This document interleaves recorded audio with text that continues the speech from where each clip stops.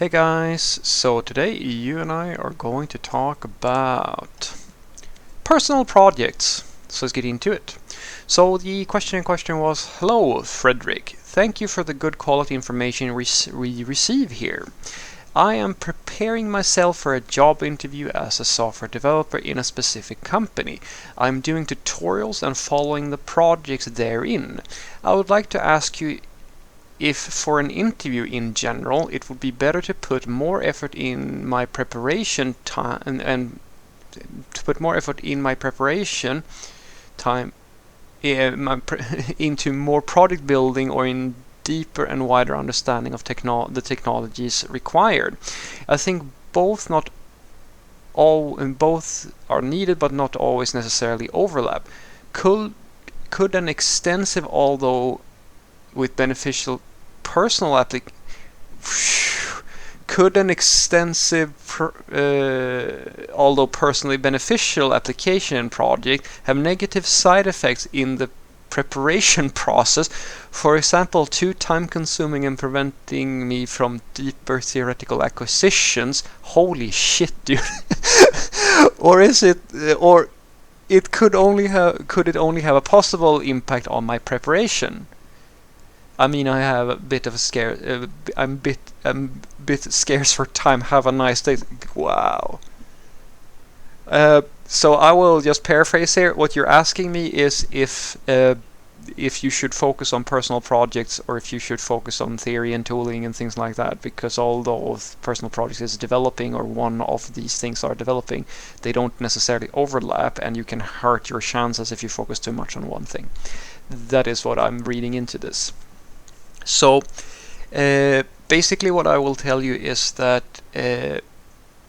you need to think about why you're making these personal projects. So an example, if you are making portfolio sites, what's the goal of the portfolio site? If the goal is to have something to show, then that's one thing. If the goal is for you to learn, like an educating project, so that you actually get more and stronger in-depth tool knowledge, that's a different thing.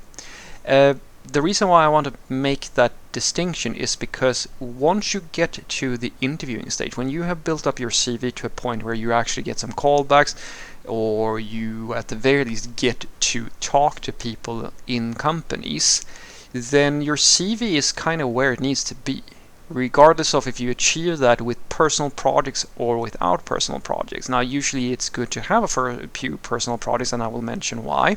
But you have to think, remember, the portfolio sites and all this stuff that you're doing, if the goal there is just to have something to show the companies, remember that once you get the interviews, that is no longer the best. That's most likely not the thing that you want to spend your time on, because you have already achieved that goal.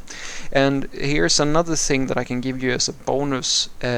Usually, guys, you might overestimate how much of an importance personal projects make. Like, personal projects it's much better to go for quality over quantity here. When you're making portfolio sites and stuff like that, unless you are, let's say, a freelancer or something like that, and you're trying to actually sell directly to customers. For hiring purposes, it's much better for you to have maybe a few personal projects of substance, something worth talking about, and that's what we're going to get to. Because what I will argue to you is that once you have your foot in the door, which is one of the things that a portfolio site or a personal project can give you, then all your time should now be focused on theory and tool knowledge, because the personal project, it's already made. And the thing that the company is going to test you for at this interviewing stage has nothing to do with your personal project. It has to do one part with your personal charisma, like your own passion and your social skills and all of that good stuff, but primarily it's going to be theory and tool knowledge.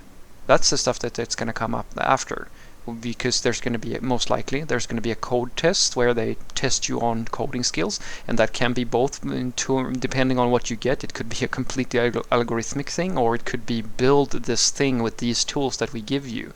And then you might have a technical interview where they check you for like just verbal. Can you explain theoretical concepts, or can you at the very least share your experiences working with different tools and practices?